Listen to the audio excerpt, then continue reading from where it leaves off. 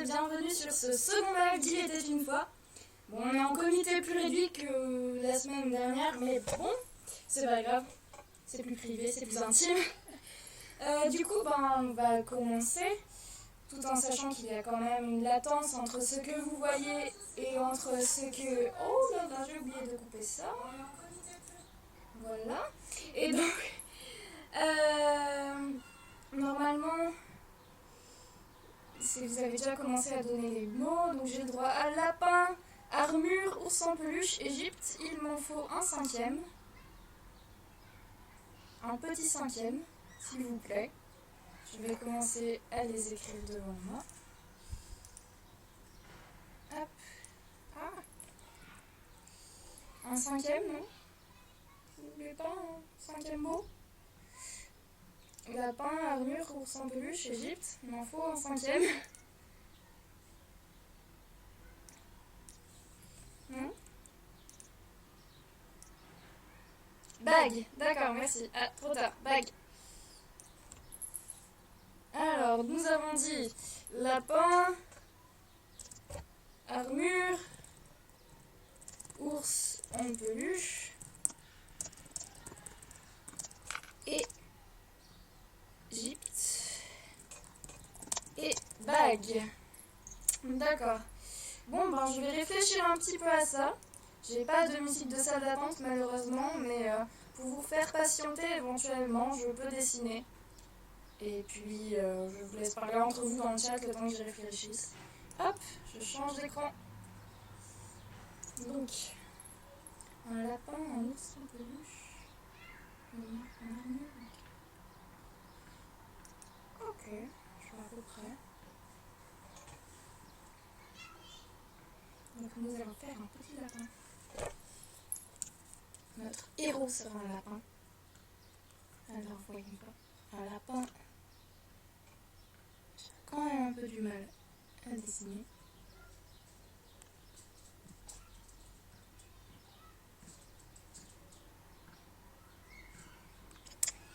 C'est digne de mon neveu. L'écho à un moment, c'est normal, c'est juste que j'avais oublié de couper le son à un endroit. Donc, un lapin, un ours en peluche.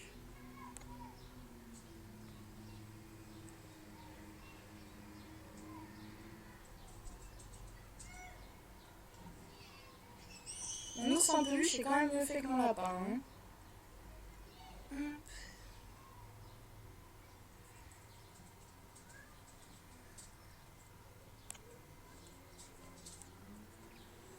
Et puis, l'Égypte. C'est à peu près comme ça, je suppose. C'est un pays, il y a des frontières. Hop. Égypte. Voilà. Et puis la bague, bien sûr. Hop. C'est une bague, je vous jure. Eh bien... j'ai à peu près quelque chose dans ma tête, donc on va pouvoir commencer. C'est l'histoire, du moins il était une fois, un lapin. Et donc, ce lapin, c'est, imaginons un monde post-apocalyptique en fait, où les lapins dominent toute espèce vivante. Hein. Genre, les humains sont en esclavage et les lapins dominent le monde en gros. Donc c'est l'histoire d'un lapin qui vit tout seul dans son terrier. Parce qu'ils ont quand même des terriers. Imaginons des terriers géants, mais c'est quand même des terriers, ça reste des lapins. Et donc, un jour, alors qu'il se promène dans un magasin pour acheter des jouets, pour acheter un jouet à son neveu, parce que il y a eu une heureuse naissance, hein, et bizarrement, il n'y en a eu qu'un, parce que normalement, une portée de lapin, il y en a quand même 5 ou 6, je sais pas. Enfin bref. Et du coup, il va acheter une peluche pour son énième neveu, et il se décide pour un ours en peluche qui, dans le rayon, il passe dans le rayon et il n'y a que cet ours en peluche qu'il voit. Du coup, il s'approche, il le prend et il voit qu'il y a un petit mot qui dépasse de l'épaule de l'ours en peluche. qui regarde à droite et à gauche et à droite. Il attrape le mot, le déplie, et sur le papier, il lit: si en Égypte vous allez, la bague vous trouvez, le monde vous dominerez. Alors bon, ce lapin d'origine, il est pas trop mégalo, mais bon, enfin, dominer le monde, je suis désolée, mais c'est quand même quelque chose de cool. Et du coup, il prend l'ours en peluche, parce que faut quand même offrir un cadeau à son neveu avant de partir, parce que dominer le monde c'est cool, mais faut bien que les gens ils nous aiment, parce que sinon ça marche pas toujours très bien. Genre il y a des révolutions, tout ça, c'est pas cool. Alors du coup, il va à la caisse, tout ça, il paye l'ours, cache bien le mot dans sa poche, parce que bon, ça a beau être un lapin, il a quand même une super veste et tout. Et puis il décide donc de partir en Égypte. Et le souci, c'est qu'en ce moment, en Égypte, il y a pas mal de révolutions. Il y a les renards qui se rebellent, vous voyez. Et du coup, il comprend que il faudrait qu'il se munisse d'une armure, parce que sinon, une épée perdue, une épée dans un monde post-apocalyptique, il n'y a pas de pistolet. Une épée perdue, c'est comme une balle perdue. Donc un coup d'épée perdue, ça peut être mortel. Du coup, il va chez un lapin forgeron et il lui commande une armure. Bon, le souci, c'est qu'une armure, ça se fait pas en 30 secondes, puis il n'y en avait pas vraiment à sa taille, parce que bon, c'est un lapin assez costaud. Du coup, il commande son armure, puis il attend. Et du coup, il prépare son voyage, prend les billets d'avion, tout ça. Il réserve le tout. Puis au bout d'une bonne semaine, son armure est parfaite, pile à la bonne taille. Il pense pas avoir besoin d'une épée. Puis il trouve que les épées, ça fait un petit peu... je me la pète. Alors il choisit de prendre une grosse hache, qui fait 2 fois sa taille. Il la met dans son dos.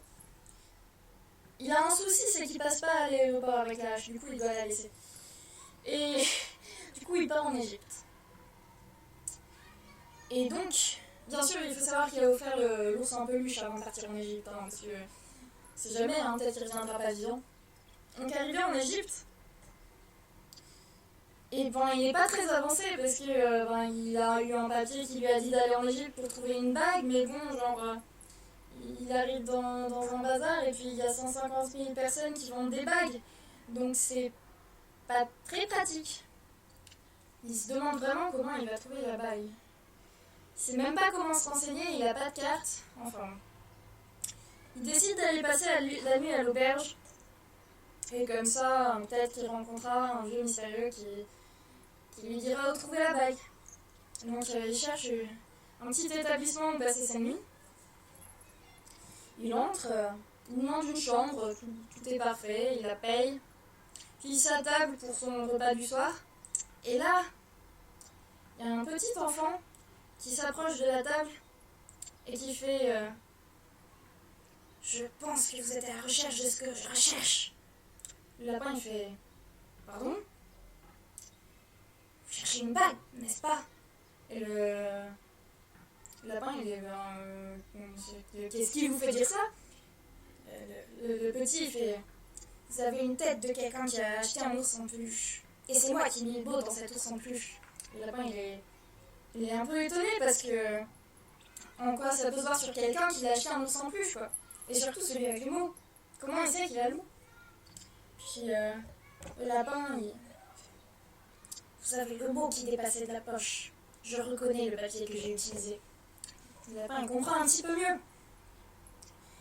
Et du coup il regarde à gauche, à droite, à gauche.